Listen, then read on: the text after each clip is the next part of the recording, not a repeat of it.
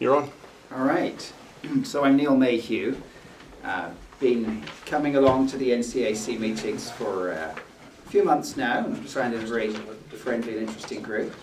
By day I'm a computer software developer, but my hobby is mathematics, and I have a degree in mathematics from Cambridge University, and I continue to read lots of books about mathematics, and I've brought a selection of them along for you to look at tonight. They're all accessible to the layperson, just about all of them. So, and that's where I've got most of the material that I'm going to talk about tonight. So there's a joke which you may not have heard. There are 3 university professors in a train travelling from England into Scotland. And they cross over the border into Scotland and they see a cow in a field and it's black. Now, one of the professors is an economist, the other is a physicist, and the third is a mathematician. And the economist says, "Oh, look, Scottish cows are black." And the physicist says, "Oh, no, you can't conclude that. Some Scottish cows are black." And the mathematician sighs and shakes his head, and he rolls his eyes to heaven and he says, "In Scotland, there exists a cow, at least one side of which is black." So the point is that mathematicians are very scrupulous about deductions and proofs, and very scrupulous with their logic. But the other point that I wanted to make is that mathematicians are very concerned with the existence of things.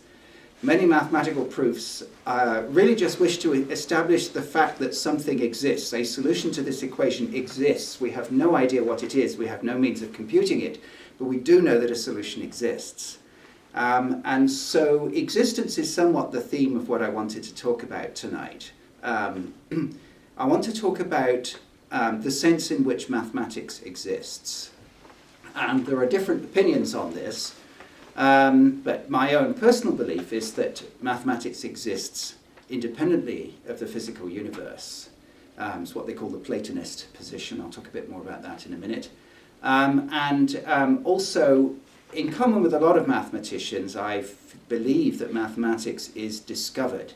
As we prove things, we're discovering a truth that already exists, rather than inventing some new piece of information that didn't exist before.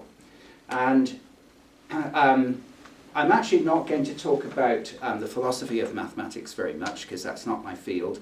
There's a really good article on Wikipedia about that I discovered earlier this week. I recommend you go take a look if that interests you. They represent all of the different positions. There's quite a taxonomy of different viewpoints.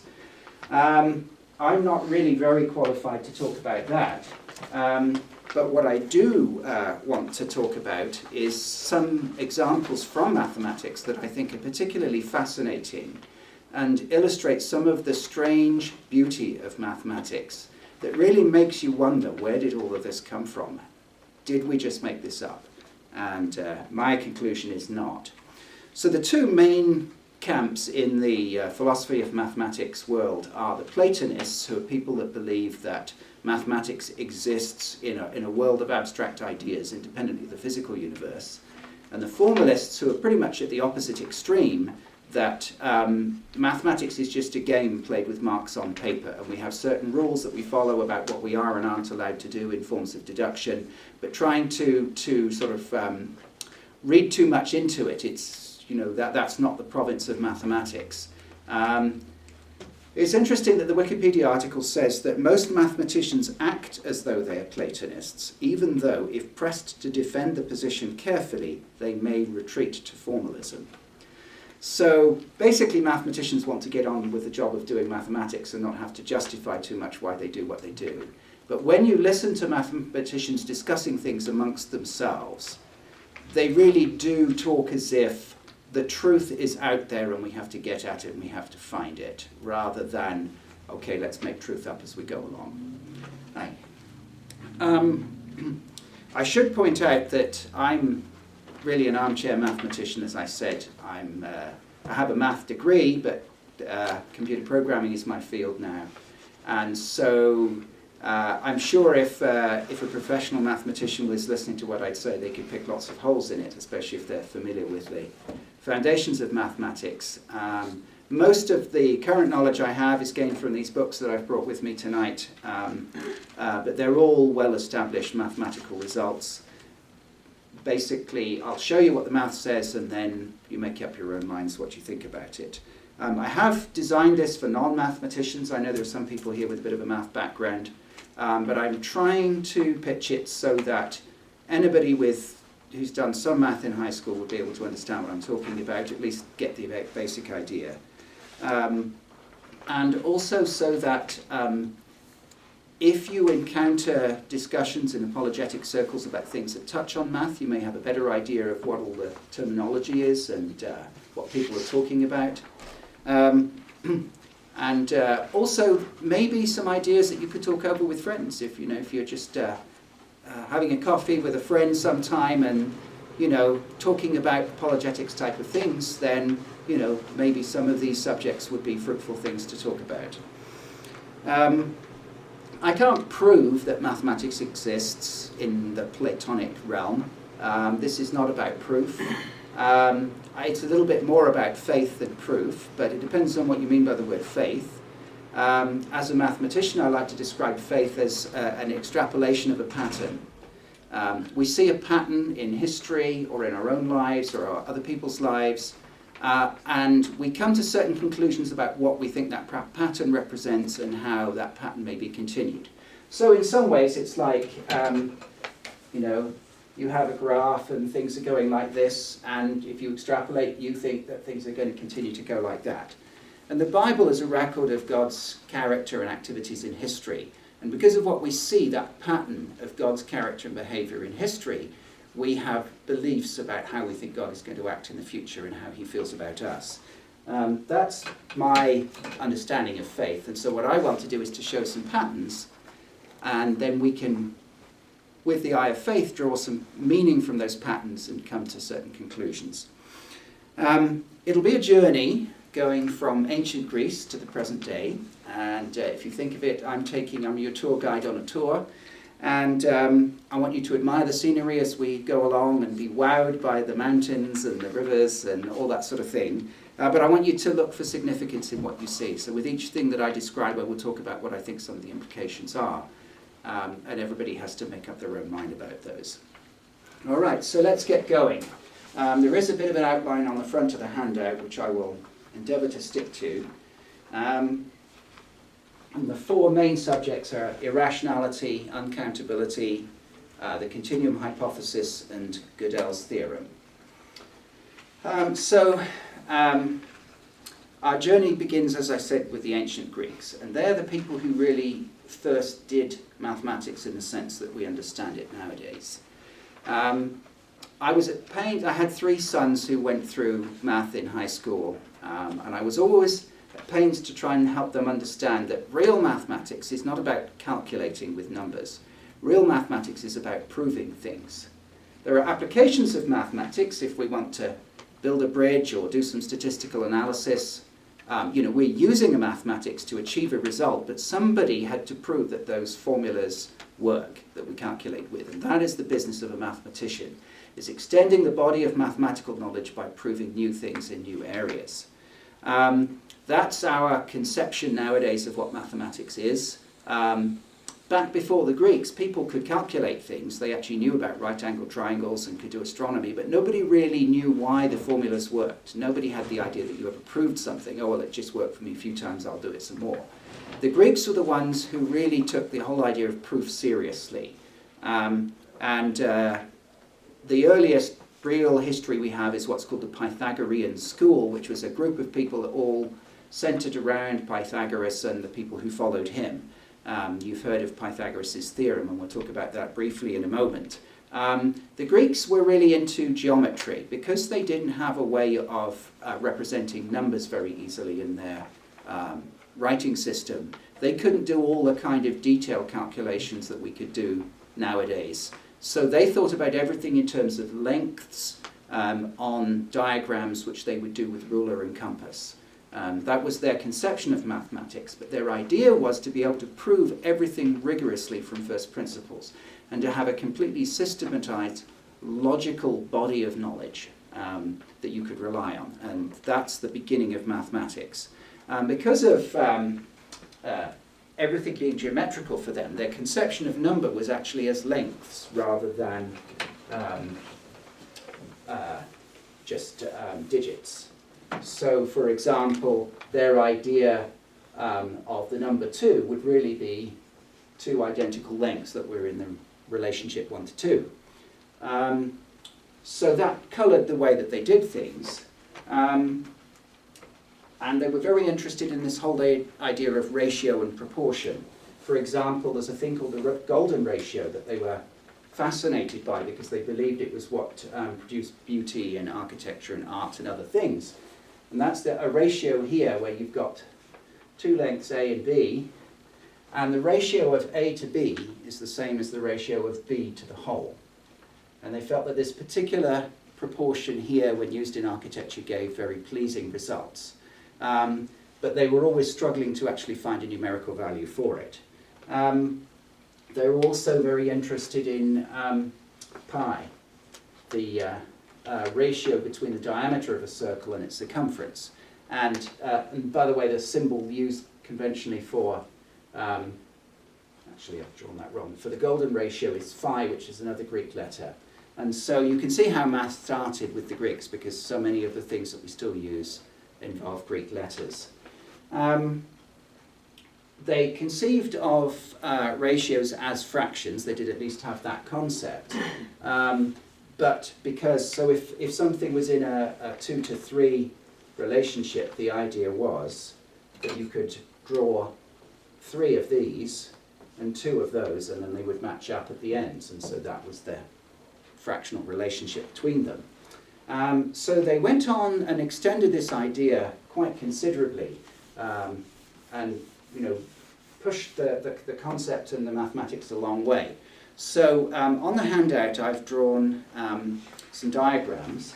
One of the first major discoveries they had was the Pythagorean theorem, as it's most properly called, because it's not clear that it was actually Pythagoras that discovered it. In fact, it's quite likely that the Babylonians and the Egyptians knew about it, they just never proved it.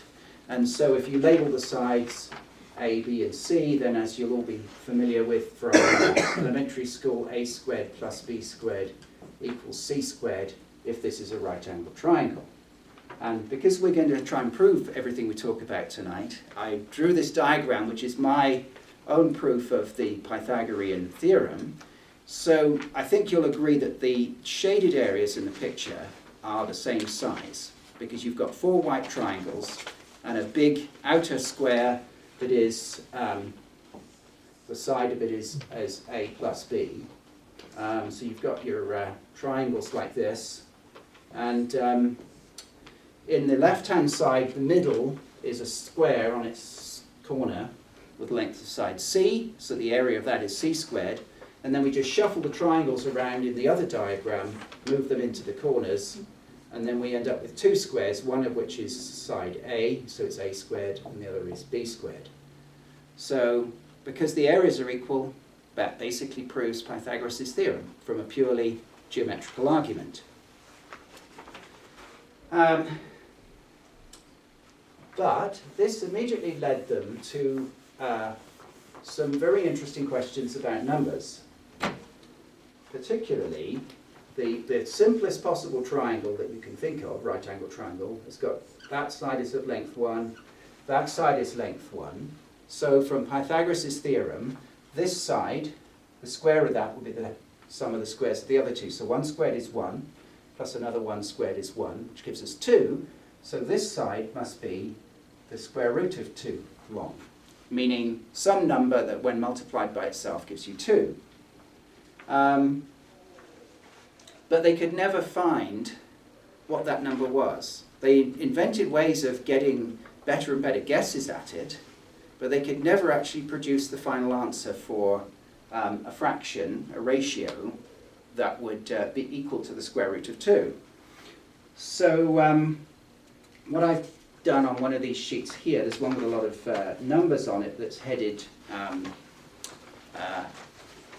square root approximations. It's the one with, I think you need the other side, Jason. think it's that one, yeah. So here is a method of approximating the square root of 2. So if you have a guess, so let's say we've guessed a value x for the square root of 2. We know that it's going to be somewhere between 1 and 2, because 1 squared is 1, 2 squared is 4. So the actual square root of 2 must be between 1 and 2. If we have a guess of the square root of 2, and let's say it's a bit too big, then if we take 2 divided by x, that's going to be smaller than the square root of 2. If one is bigger, then the other one has to be smaller, because when we multiply these two together, we should get 2. So to get a better guess, what we do is we take the average of those two, so we add them up and divide by 2. We've now got the average of these two values, which is a much better guess. So if we think of the number line like this, here's 1, here's 2, here's 3, here's 4,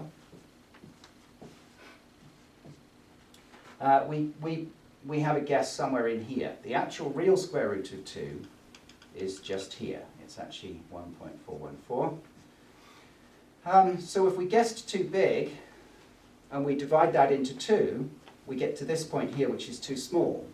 But now we take the average of the two of them, which will be a point just here, a bit closer. We divide that into 2 and we get another point here that's just the other side. So we can have a succession of steps that keep narrowing and narrowing the interval. And as you can see in that chart of numbers there, the first one is approximations to the square root of 2. So start our first guess being 2, so the upper number is 2, the lower number is 1, and then the average of those is 3 over 2, or 1.5. And then that gives us another pair of guesses, and we keep doing that. And I've put down in one column the decimal value of the upper and lower, and the decimal value of the difference between them. So you can see that quite rapidly it gets closer and closer together. So we can get very close to the actual value with fractions with huge numerators and denominators. And if we keep going with this method, we can get as close as we like to a value for the square root of 2, but it never quite gets there. I did the same for the value for 3 and for 4. Now, the one for 4 is interesting because we do know what the square root of 4 is. It's 2. But this method never actually gets us there because it keeps doing approximations.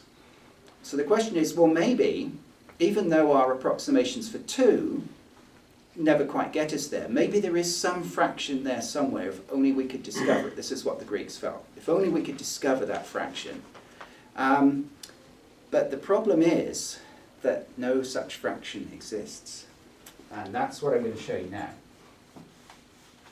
So we can approximate, we can get as close as we like, but there's a problem. And I have put the proof for this on the bottom of the page that's headed Pythagorean theorem. So what the Greeks wanted was a fraction, let's say a over b, which when squared would give you 2. All right, so a over b squared equals 2. That's what we're looking for. So let's suppose that such a fraction exists, and let's suppose that a and b are the lowest possible terms. We can't reduce that to a simpler fraction. So if we start multiplying this out, we get a squared over b squared equals 2, because those two are the same thing. So I'm going to multiply both sides by b squared, so now I've got a squared equals 2b squared. Now the Greeks knew, and it's fairly easy to show, that if you multiply two even numbers together, you get another even number, and if you multiply two odd numbers together, you get another odd number. So if a squared is 2 times something, then a squared must be an even number, which means that a must be an even number. So if a is an even number, it must be 2 times something else. So let's say let a be 2c for some number c, some integer. So then we can put that back in here, and we've got 2c squared equals 2b squared. And if I multiply this out, that becomes 4c squared equals 2b squared. And I can divide both sides by 2, so then I get 2c squared equals b squared. So by the same argument that we used up here for A, that means B must be even as well. So let B equal 2D for some D. So we've got A being 2C and B being 2B. So we could rewrite A over B as 2C over 2D.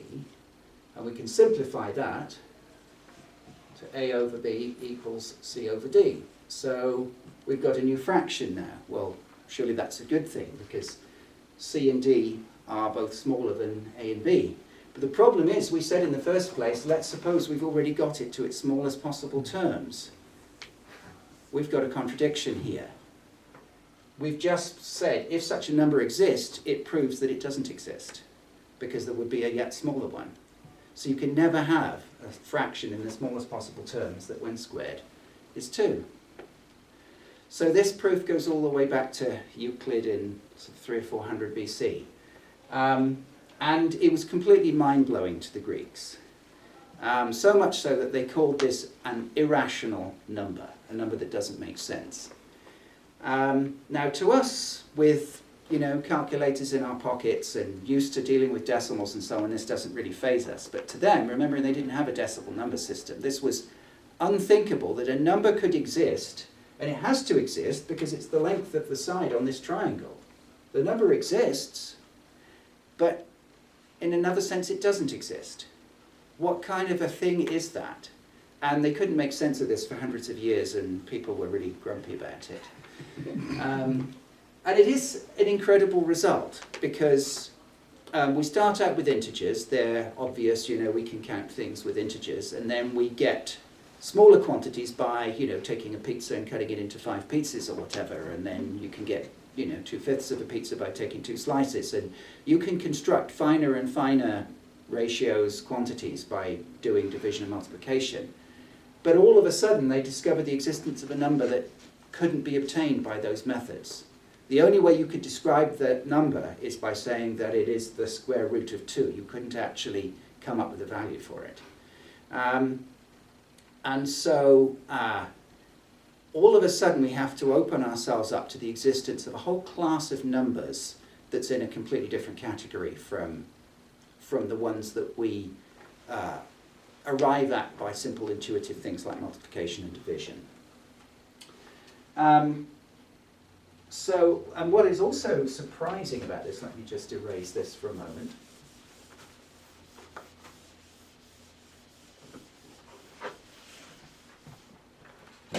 What is surprising about this is that we know that we can do this series of approximations to the root of 2, getting closer and closer and closer and closer to that value that's in the middle there. There's no space really for it to hide in. The rational numbers, as they're called, the fractions, you can get them as close together as you like, infinitely close together by better and better approximations, and yet still root 2, this irrational number, is hiding in the middle there somewhere. It's bizarre. Where is it? There's no space for it to occupy. You can show that if any decimal, so if I've got 3.14, that's really a fraction. That's the same as 314 over 100. And the same is true for any decimal that terminates.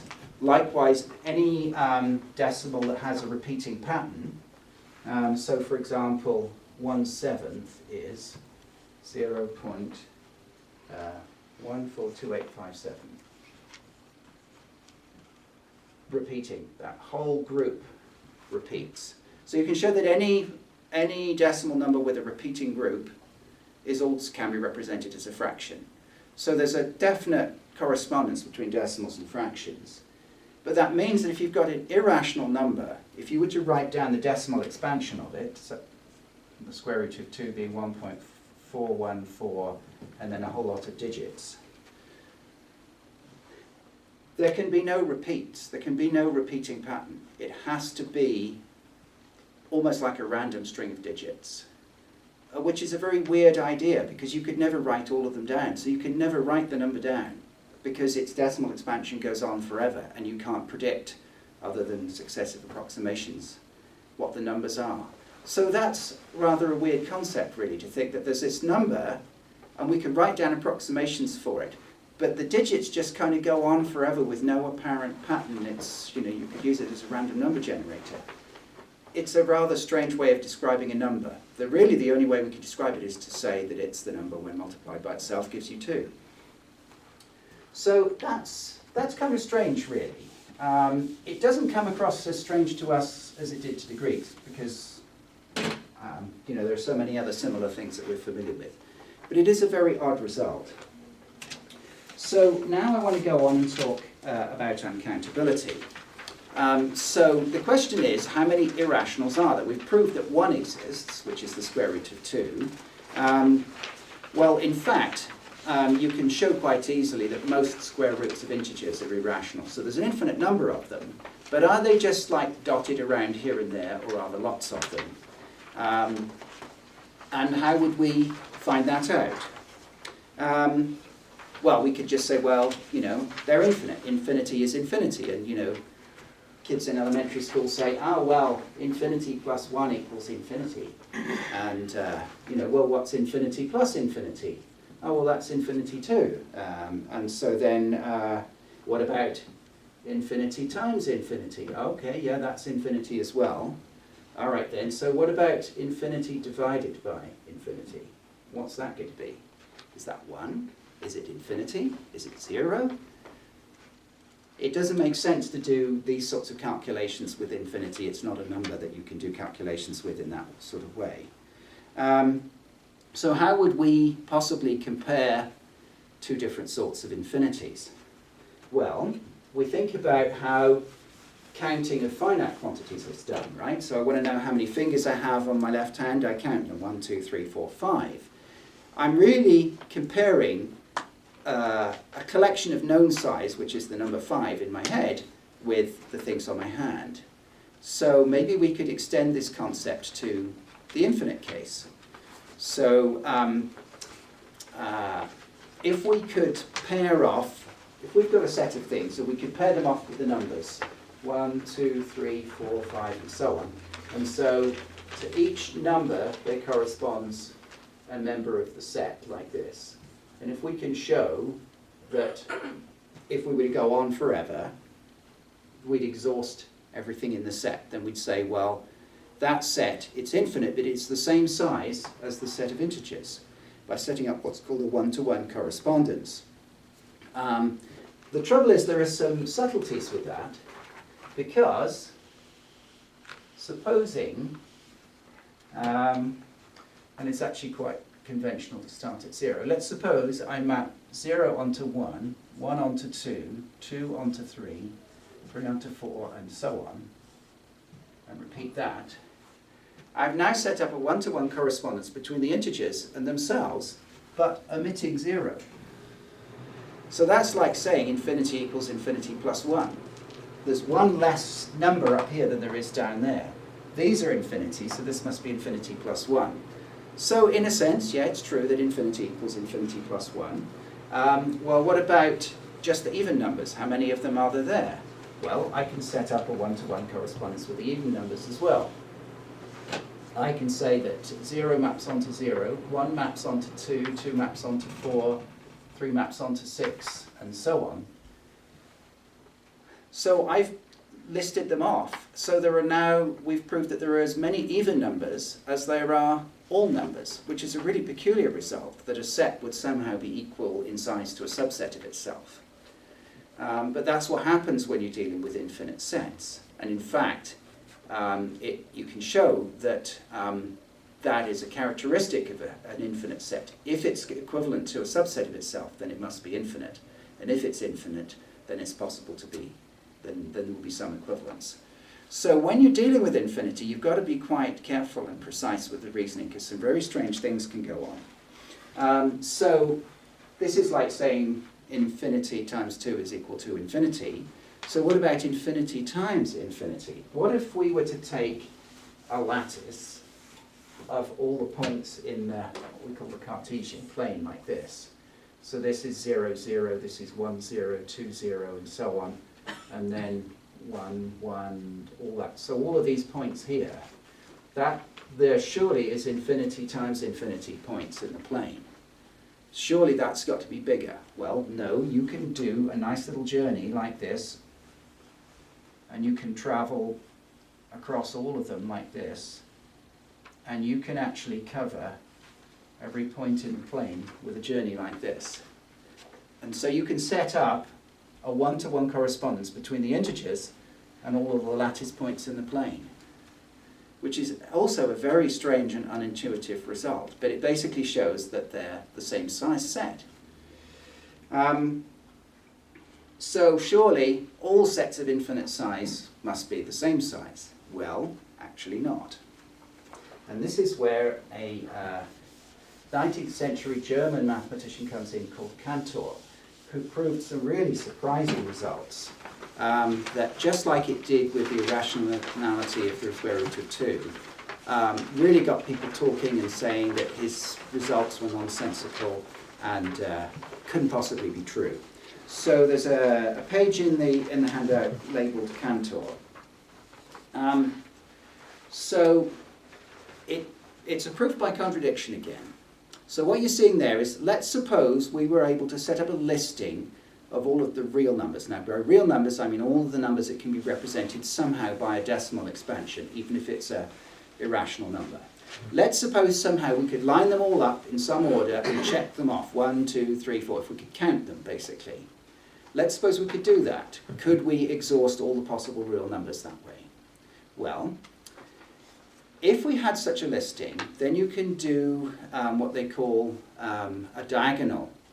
And if you look, you'll see that I've put a red circle around the digits on the diagonal. So you take the first digit from the first one, the second digit from the second one, the third digit from the third one, and so on. And then down the bottom, what I've done is I've written the number composed of all the numbers in red circles. Now, if we are to change each digit within that, up or down by 1, we've now got a number that doesn't compare equal to any of the other numbers in the list, because its first digit is different from the first number, its second digit is different from the second digit of the second number, and so on. So you can show we've actually manufactured a new number that wasn't in our original listing. But the whole idea of the original listing was we listed off all of the possible numbers.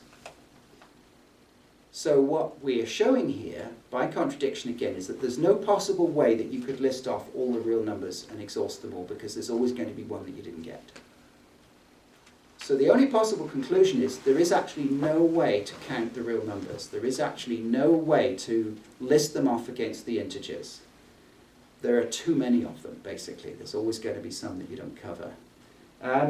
So this again is a very counterintuitive result, because as I showed the same number of even numbers as there are integers, we seem to be showing that every infinite set was the same size, but now we found an infinite set that is actually way bigger than any of the other infinite sets.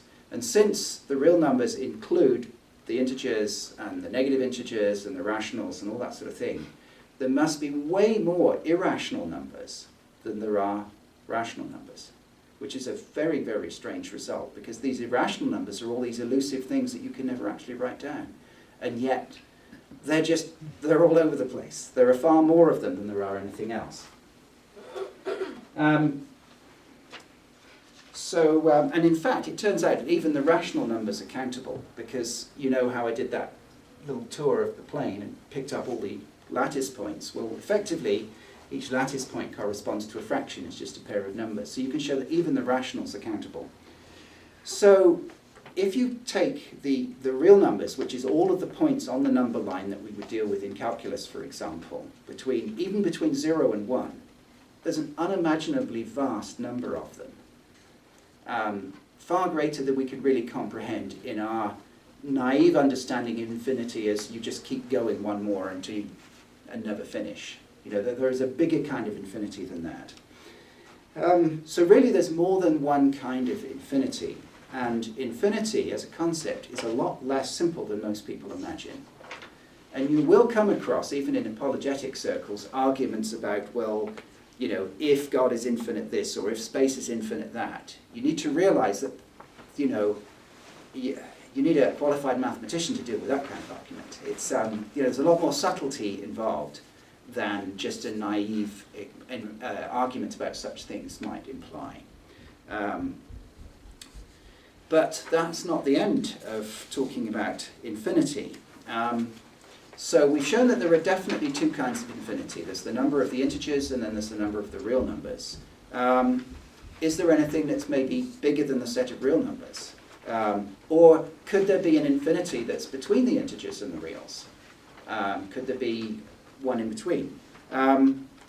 So people came up with something called the continuum hypothesis, which is to say that there is no number in between the size of the integers. And the integers are often written with lowercase Greek omega like that, or I or Z, often different ways of writing it, and then R, which is the set of reals. Could there be any infinite set that's somehow intermediate between those two sizes?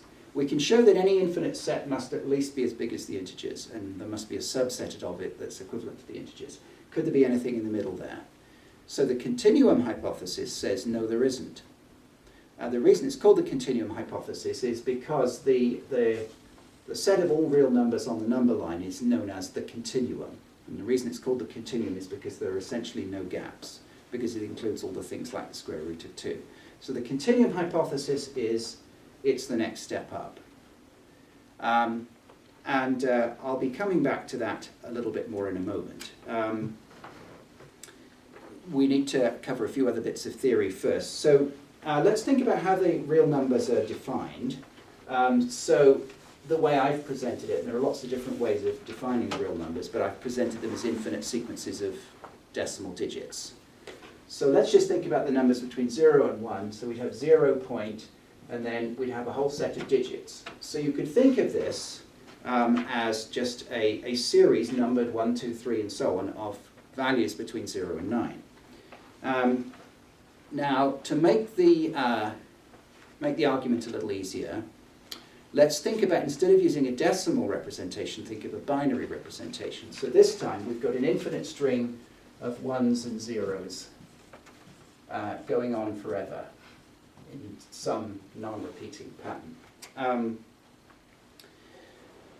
So basically for every integer position, and we'll number our positions 1, 2, 3, 4, 5, and so on, for every position we've got a value of either 1 or 0. So if we take all possible sequences like that, we will cover all the real numbers. But what's useful about this representation is it corresponds to, if you just take all of the ones that have a 1 by them, and you leave out, so all the integer positions that have a 1 by them, so let's say we pick, from what I've got here, 1, 3, 4, 7, 8, 9, and so on, we get a subset of the integers. So every decimal number, or every real number, sorry, corresponds to some subset of the integers. Some particular choice of some objects and not others. You can set up a correspondence between real numbers and the set of subsets of the integers. Because this is a very important concept in mathematics, we have a special notation for it. It's called the power set, and it's written with a script P like this. So if X is a set, then P of X is the set of all subsets of X.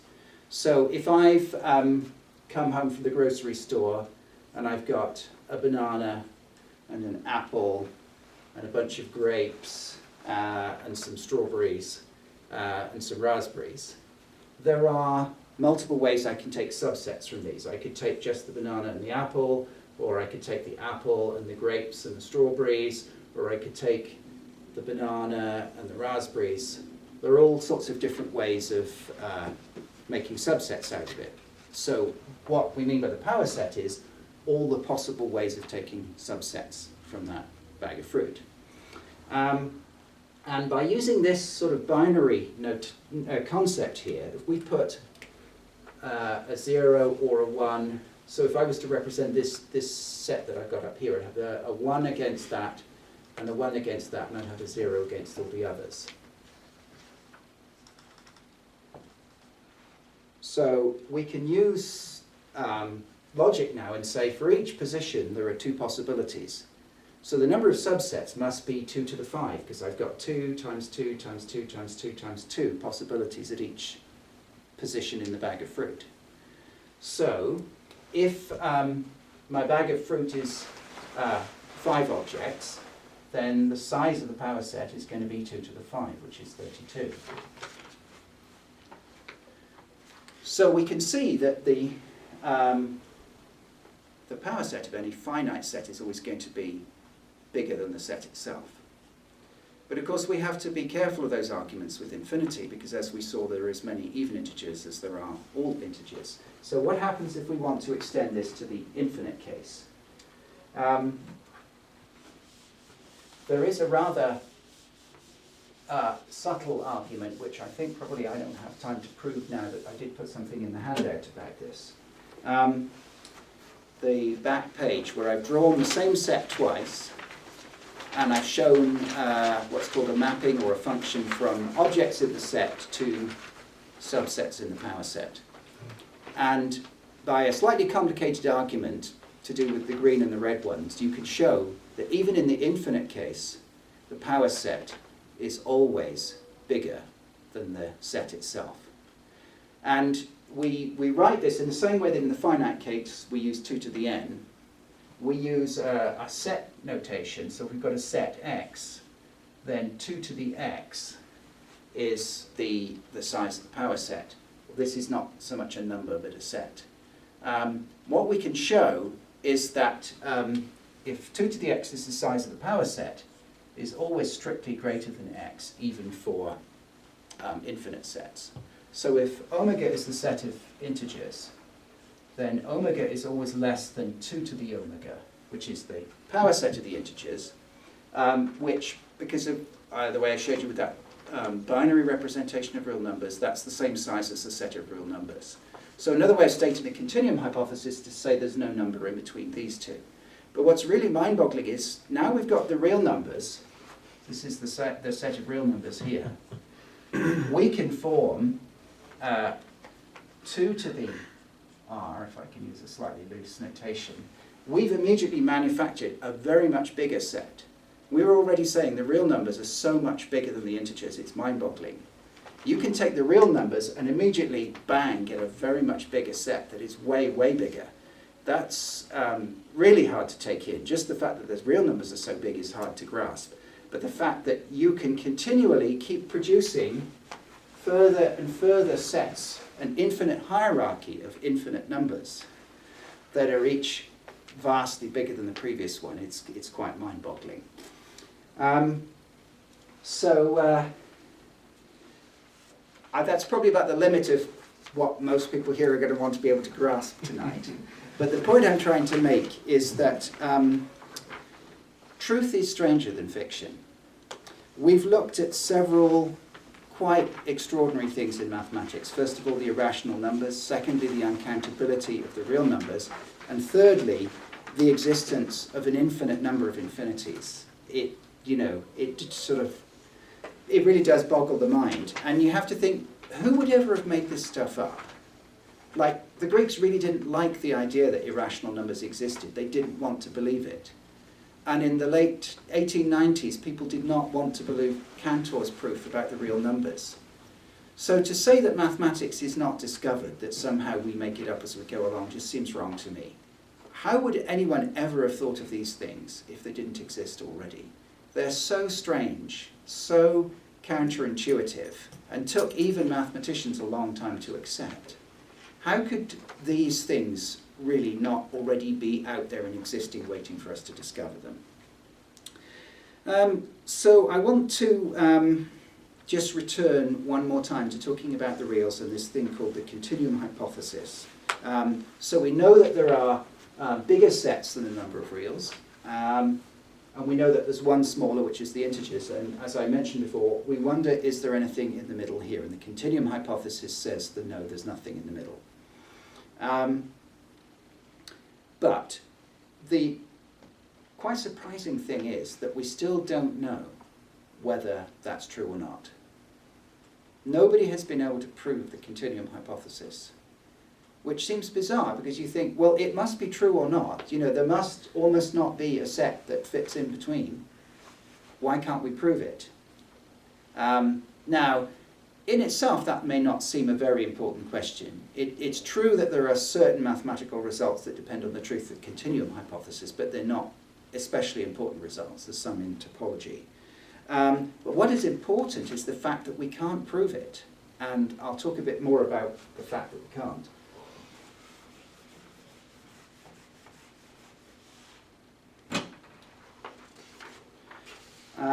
So what we really need to talk about is how do we actually know things in mathematics? How do we know whether something's true or not? Well, as I said earlier, it's all about proof. And proof is deduction from other known truths that we have already. I think of it as a bit like a map, in that I'll almost certainly never go to Antarctica in my life, but I have seen maps of Antarctica, but there are areas that are not very well known, and people are gradually filling in the gaps on the map. And mathematics is a bit like that. Mathematics is out there to be discovered, and people are gradually filling in the map. Now, their explorers go out there and find it, and then somebody does the necessary cartography. And as we prove things in mathematics, we're extending the map of what we know. If you play video games, it's a bit like the fog of war lifting as you explore into a different area. But of course, we have to start with something we know already. So if we trace that in the opposite direction and you go back and back and back and back, you've obviously got to stop somewhere with something fundamental that you can't prove. And those things are called axioms, and that word comes from the Greeks. And the Greeks were really big on this when they did their geometry. They had a very axiomatic treatment of geometry. They started with a few things that they couldn't prove but were sort of held to be self-evident truths. The mathematician Euclid wrote down a very comprehensive textbook called Euclid's Elements, which was so far ahead of its time. It was actually a standard math textbook for 2,000 years, right up until the late Middle Ages, because it was so profound. Everybody had to read this at the beginning of their mathematical training because it was considered the fount of all wisdom, not just about geometry, but how you go about doing mathematics, how you actually extend the body of knowledge. In fact, even the word mathematics comes from the Greek. Interestingly, it's the same, the word for disciple in the New Testament has the same root, because these schools of mathematicians, there were disciples with the great mathematician and they were learning from him. So the Greeks had this concept: you have a set of axioms which are the basic things and you proved everything else from them. And what you want in a set of axioms, you want economy. You don't want to have spurious ones that could be proved from the others. You want to have a minimal set. They need to be consistent with one another, otherwise you end up with contradictions when you try to prove things. They need to be atomic. In other words, you couldn't prove an axiom from something simpler. And they need to be things that are evidently true, that we can all agree on are truths that we wish to use as our starting point.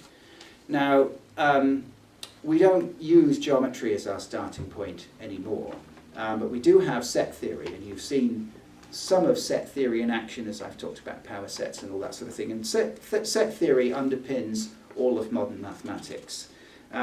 From the axioms of set theory and deductive logic, you can deduce the integers, the rationals, the reals, complex numbers, calculus. The whole lot can be derived from set theory by proof. And just for interest, I've printed out the axioms of set theory on the back of the handout there. The mathematicians refer to them as ZFC because that's ZF stands for Zemilo Frankl, who were two German mathematicians that put their own sets of axioms together to produce something that everybody agreed on, and then C for something called the axiom of choice, which is also mentioned there, which for a long time was not accepted. The axiom of choice, mathematicians didn't like it. If they proved something and found that it was dependent on the axiom of choice, they really didn't like that because it wasn't well accepted, and therefore it meant that their paper that they've written wasn't established properly. Eventually, we've come to accept the axiom of choice as being necessary, and it's been absorbed into the axioms that we consider to be the foundation of mathematics. So, getting back to the continuum hypothesis, what we want to be able to do is prove the continuum hypothesis from the ZFC axioms. The problem is that a mathematician called Kurt Gödel in the 1930s proved that the continuum hypothesis is independent of ZFC. In other words, there's no way to take ZFC and prove CH. So we write that as ZFC does not imply CH. You can't obtain a proof that proves CH from ZFC. So, but people said, oh, but what if you could prove not CH?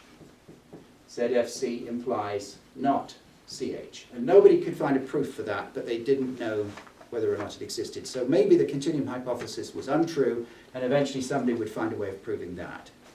However, in the 1950s, a guy called Paul Cohen, and I have his book on the table there, proved also that ZFC and the converse of the continuum hypothesis could not be proved either.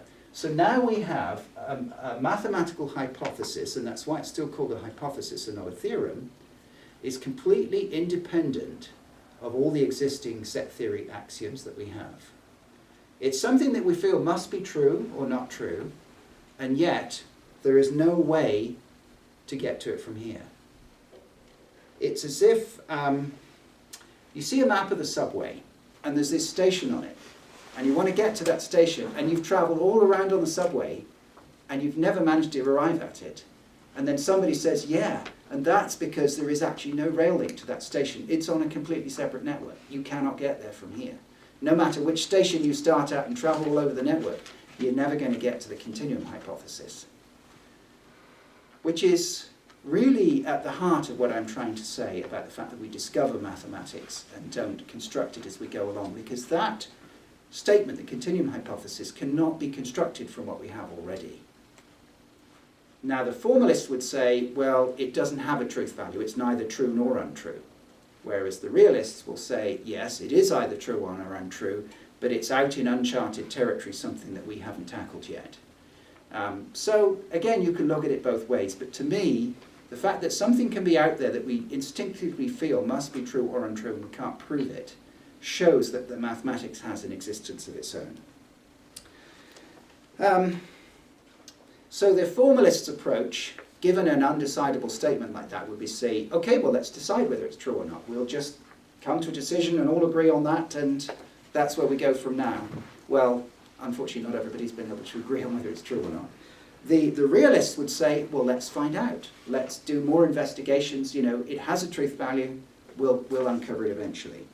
But in both cases, what you're going to have to do is add a new axiom. Whether you're a formalist or a realist, you're going to have to add a new axiom because there aren't enough axioms to prove it. We probably don't want to take CH as an axiom because it's somewhat too complicated. We would want to find something more fundamental and simpler that we could add on to the set of axioms we already have. There have been several proposals for new axioms, but there's no consensus. There's a lot of ideas around. It's similar to the axiom of choice in that for a long time people didn't want to accept the axiom of choice, and then eventually it was accepted. So maybe one of these will win out in the end. But one of the reasons why I wanted to talk about this is it's an example of what's called Gödel's theorem, which is another result that he proved, which is, and I'm just summarizing here, no matter what system of axioms you have in a logical system, there will always be new statements that you can make that are undecidable from the axioms you've chosen. So you add a new axiom which covers that, but then there will always be yet another undecidable statement. So however much you keep on adding axioms, you're always going to find new stuff that can't be proved, provided your logical system is complex enough to be able to describe the integers. So I don't have too much time to say very much more about that, but you will hear Gödel's theorem talked about in matters of apologetics. In fact, Paul and I were talking to a guy at Foothills Church one night, an atheist guy, and he was talking all about Gödel's theorem and, oh, well, if it's a finite system, it's okay. And, well, yeah, but the fact is, we're not talking about finite systems here because the integers aren't finite. Gödel's theorem is really extraordinary, that no matter what system you set up for logical deduction, you'll always be able to make statements that you can't prove. If it's rich enough to be able to describe the integers, it's rich enough to be able to describe new things that don't stem from what we know already. So I think this strengthens the case for Platonism. Certainly back in the 1930s when this came out, there was a very big formalist program going on led by a mathematician called David Hilbert, and it was a huge blow to them. It really, that machine ground to a halt for a while, simply because this was completely negated all that they were trying to say. So, to move to the conclusion here, I've talked about Platonism. There's a sort of a middle ground, realism, which is that mathematics is discovered, not made up, but it's a product of the physical universe. I think when you look at things like that infinite series of infinities, how could something like that possibly be a product of the material universe? It goes so way beyond anything we would ever see a physical manifestation of. It seems unlikely to me. I was talking about this with my wife. She's not really very sort of mathematically inclined at all. And I was saying, she's saying, well, what are you going to be talking about? So I said, this thing that mathematics is not a product of the physical universe. And she said, well, how can that be? And I said, well, what about the number 2? Surely the number 2 exists even without the physical universe. And she said, well, and I said, if the universe was to just vanish tomorrow, the number 2 would still exist. And she said, well, no, it wouldn't. It wouldn't have anything to describe. So I said, what about the number 0? If the universe wasn't there, then 0 would still have something to describe, which is nothing. So we've been teasing each other about that. But anyway, what I'm showing you here is not a proof one way or the other, but it is something to think about. Some of these strange and also beautiful things about mathematics, it's very hard to explain where they have come from, and that they would simply be a result of space-time and atoms and subatomic particles and so on. That also touches on the other thing I wanted to mention, which is beauty in mathematics. Because amongst mathematicians, there's pretty wide agreement on what constitutes a beautiful theorem, or when somebody's proved a result that it's a beautiful result. This is, there's general agreement on this. But it raises the question, why do we all agree that this particular thing in mathematics is beautiful and this other one is ugly? Nobody really has an explanation for why we have this intuitive sense, this intuitive ability to recognize beauty in mathematics. And I guess mathematics has nothing itself to say about that. That's meta-mathematics. But I just wanted to finish up with some theological thoughts here. Personally, I believe that when we study mathematics and we see beautiful results, we're actually seeing into the mind of God. Mathematics exists because that's how God's mind works.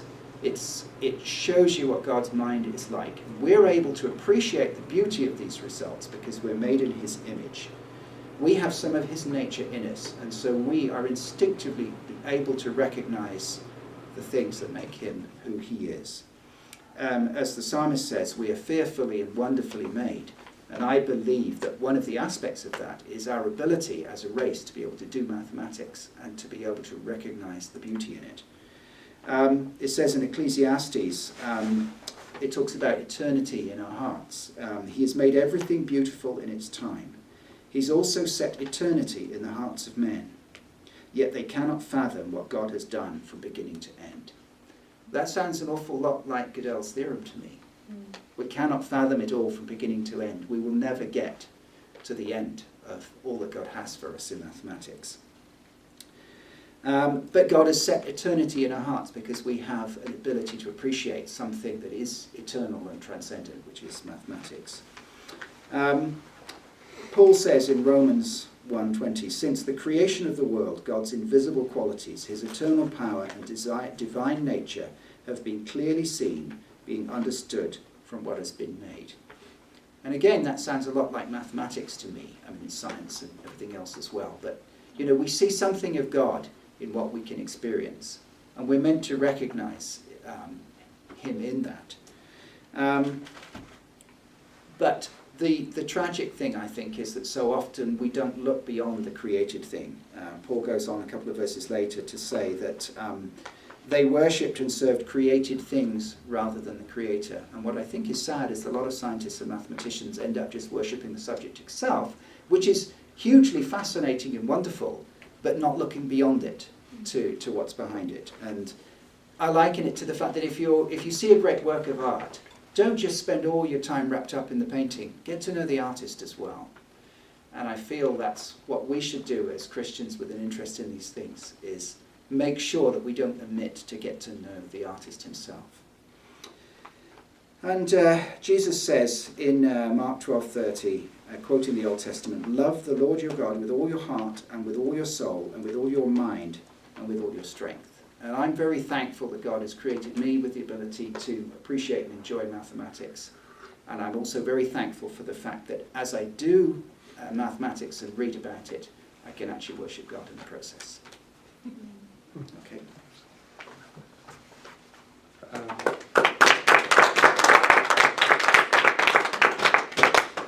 We have lots of time. Questions? Be back. Oh, sure. Neil, that was wonderful. Thank you so much.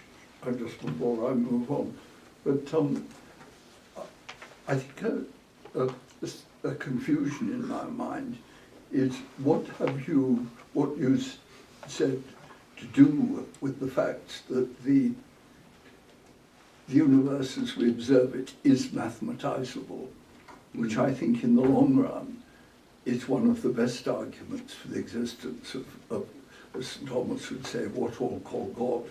But it seemed to me that this is slightly independent of the question of Platonism versus formalism in mathematics, that even if one were to end up with formalism, with the idea that the mathematics is fundamentally a mental construction, the quasi-theological question would still arise, well, how come that it fits the physical universe?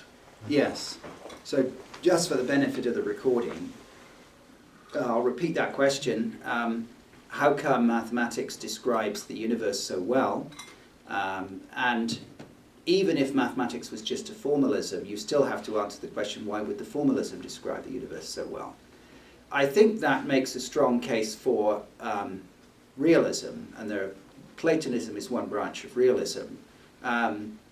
You could still make a case for the fact that the universe's own physical laws, that mathematics is an abstraction of those laws, and that therefore mathematics is going to describe those laws because it is derived from them. I personally don't subscribe to that point of view, and I think it's somewhat hard to push that point of view. So we do need, I think, to show that mathematics has things in it that really don't seem to have anything to do with the physical laws, in order to avoid that argument that, oh well, mathematics is only there because it serves science. I fully agree with you. I think it's extraordinary the way that the universe obeys such detailed and precise laws, right from the subatomic level up to the macro level of the entire cosmos. Whatever perspective you're coming from, I don't think there's a really good explanation for that other than the theological one. That also brings up something that I'd meant to include, I didn't find a good point to put in. There's a lot of talk nowadays about the multiverse, which is that there are multiple parallel universes with different physical constants in them, and that we happen to find ourselves alive in this one because this one was conducive to life and the others aren't. So it's the anthropic principle kind of on steroids. Yeah. But what I haven't heard anyone talking about is even the raising the idea that the other parallel universes might not have the same laws of mathematics as ours. They're all described by the same mathematics and essentially the same physics with just different constants thrown into the mix. So if all those multiverses still follow the same mathematical laws, then again it doesn't really solve anything by having a multiverse. You've still got to say, where did those mathematical laws come from? Of course, one of the issues with the multiverse is that I would be Batman in some possible universe. That's right, yes, that's right. Yes, and I would be Euclid. Anybody else? It's kind of funny as you're talking, the paradoxes that you're bringing up, like the Tristram-Shandy paradox, Berkshire and Russell, right, had to come up with, as well as the Barber paradox, which illustrated one of your points back actually at the beginning. which is, it puts it in words, right, or at least like Mm-hmm. sort of something that kind of goes like around. It was more like a summation, right, in terms of like logic. So I don't know if you actually know what they are, or if you can. I know about the Russell paradox, and I know how mathematics has got around that. Now, how did they get around the? There's also like the paradox of motion as well, right? How do we move? How do I move in between me and you if there's an infinite number of points between That's yourself right. and I, right? Yeah, you have to bring in basically calculus and the concept of a limit to explain that. Because to get to you, I have to get halfway to you, and then I have to get halfway beyond that. Yeah. So how could I ever get there? But the fact is that I'm going through an infinite number of points per second. And it takes me half as long to do half the distance. So you write a series that's basically a half. I cover half the distance, then I cover a quarter of the distance, then I cover an eighth of the distance, and so on. So the argument is because that series never terminates, I never get there. But the fact is, if you sum up that series, it actually equals 2. It equals 1. But you can't sum an infinite series without the mathematical concept of a limit. And Is that a limit on the infinite? Then does that say something about the infinite? well, it does. Yeah, it's very much involved in the limit. We write this as the sum of 1 over 2 to the I, where I equals 1 to infinity, which is a shorthand for saying the limit. I'm getting a bit technical here. The limit as n goes to infinity of that same sum from 1 to n. And so that's how we define the meaning of the infinite series. You can't add up an infinite number of things. So in the same sense that the idea, I couldn't ever get to you because I can't cross an infinite number of points. But mathematically we can represent it this way and say that as you increase n, it gets closer and closer and closer to a particular value, which is 1, in the same way that we can get closer and closer to the square root of 2. So the whole idea of irrational numbers, which are there to satisfy calculus, which deals with these limits, is necessary in order to describe the physical universe, and even basic things like, Zeno, who was one of the Greeks, was talking about. And that was Zeno, yeah, exactly. That's right. Where So does that, that was a bit of a quick answer, but does that No, kind that's of give you an okay. idea? That's okay. Yeah, pithy but perfect, right? Okay. We can talk more after if you want. Absolutely. The barbershop, the nihilist paradox is also something that you brought up as well, which is the idea of coming in between, and then at what point do you have like so say like actual existence, right? It calls into question the existence of the outside world or whatever, nihilism, right? Yeah. And so it's like kind of, I don't know how to sum it up. If you were to because when you were talking about the number in between that you can't actually get to as That's a fraction, right? They Yeah. talk about that in terms of time, Right. in the beginning of the universe. So there actually was no beginning because you have this infinite number of fractions that Right. continue to come down. Now, is this kind of the same idea of sets and in between? I know, because I mean you're getting into stuff like Planck time and in beyond that and stuff like that, but. That's something I'd like to talk about another time, because I read a very interesting Scientific American article recently. There's been a lot of debate in physics circles about whether space is quantum or not. In other words, is there a smallest indivisible unit of space that you can have in the same way that we have subatomic particles and so on? And for a while, physicists were heading down that route and saying, yes, space is quantum, and they've been setting up various experiments in Chicago and other places to try and detect this. They haven't been successful in detecting that, and theoretical physicists are now moving to the idea that space is actually continuous in the same way that the real numbers are continuous. And that the only reason, there was a German mathematician in the 19th century who said God made the integers and all else is the work of man. And but I think from some of what we've been seeing tonight, there's a lot of stuff that isn't the work of man in there. And in fact, they're even saying that space is continuous, and the only reason we have integers is because of quantum physics putting finite numbers of electrons in orbits and all that sort of thing, and that's where the integers come from, and actually what came first was the continuum, which is quite extraordinary. So the same arguments about the beginning of the universe going back beyond a certain point, I think people are still thinking through all the implications of that. They can keep winding the equations back and back and back to nanoseconds since after the Big Bang. Yeah. But they still don't have a theory that can operate in the the conditions that existed in terms of density and gravity and everything else at that point. We need some new physics theories to really get to an answer on that. So I have a. Sorry. Oh, yeah, sorry. My fault. In regards to continuum hypothesis, that's similar in concept to the idea of irrational numbers, that you can't quite approach, you can't find that set in between Yeah. the two. Yeah. But then could there not be also, if we did find Mhm. this continuum set, or the set in between the real and integers, right? Yeah. Could there not be another continuum between those two? Yeah, there could be more than one, yeah. Right, and then just infinite Yeah, I suppose so. number of sets between them? Yeah, there could be. Yeah, the continuum hypothesis is that there are none. It's one of these existing Right. things again. So if the continuum hypothesis was false, then all bets are off as to what there might be Right. in between.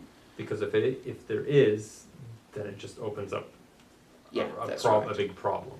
Well, but I think mathematicians would be thrilled because there are a lot of new things to study in that case.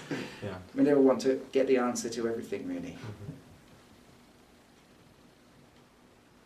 How about non-Euclidean geometry and what that says? 'Cause that was something that didn't have a physical expression probably Right. until modern physics came along. So could you not argue that just the physical world, physics is lagging behind mathematics in making use? We just haven't, as you said before, haven't discovered certain aspects of the physical world that are being expressed by these mathematics. I really wonder what's going to come out when we find more out about what dark matter and dark energy are. Oh, yeah. But nobody knows enough yet to come up with any real theories. But non-Euclidean geometry was the one that dispensed with one of Euclid's axioms, which was that parallel lines never meet. He was a bit uncomfortable about that. You can tell from the way he wrote the book. He left it as late as possible and did as much as he could without that. He really didn't like adding that one on. And in fact, non-Euclidean geometry is the study of geometries where that is actually not true.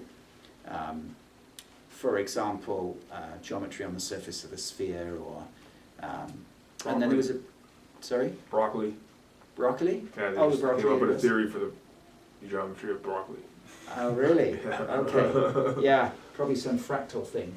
But when Einstein formulated his theory of general relativity in the 1920s, he was able to pick up on various mathematical theories that were lying around at the time, Riemannian geometry, which then became a perfect model for describing the shape of the universe and the curvature of space-time.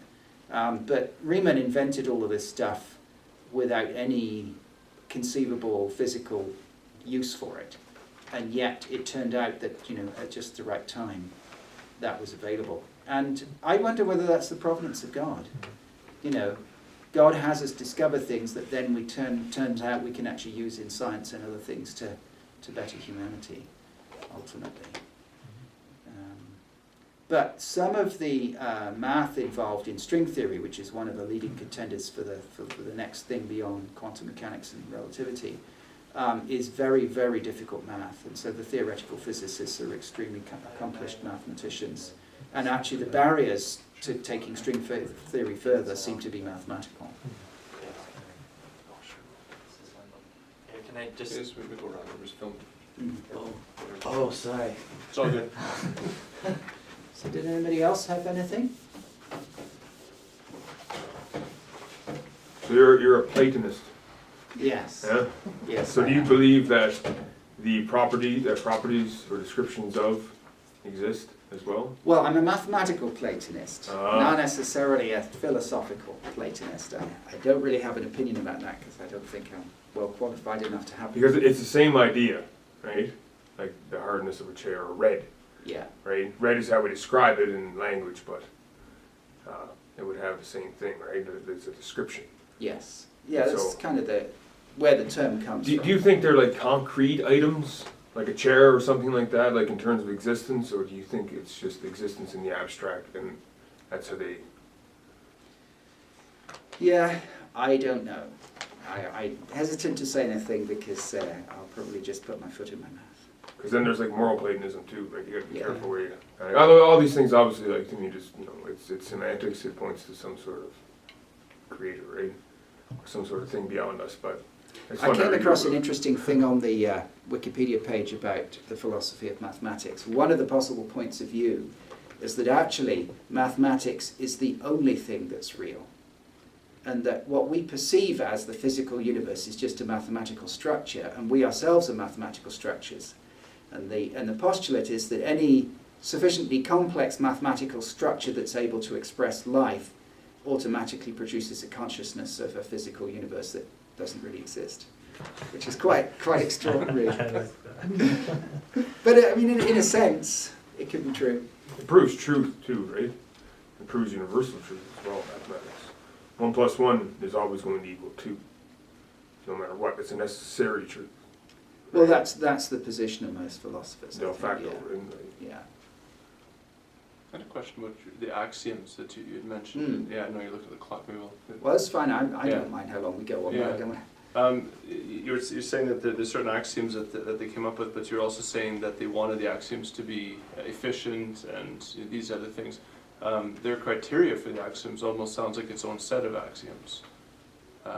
In the sense that could one not say, well, you know, I guess I'm just wondering in terms of has anyone sort of played around with the idea of you know, if we had different criteria for the axioms, we might come up with different axioms in the first place, different starting point for everything?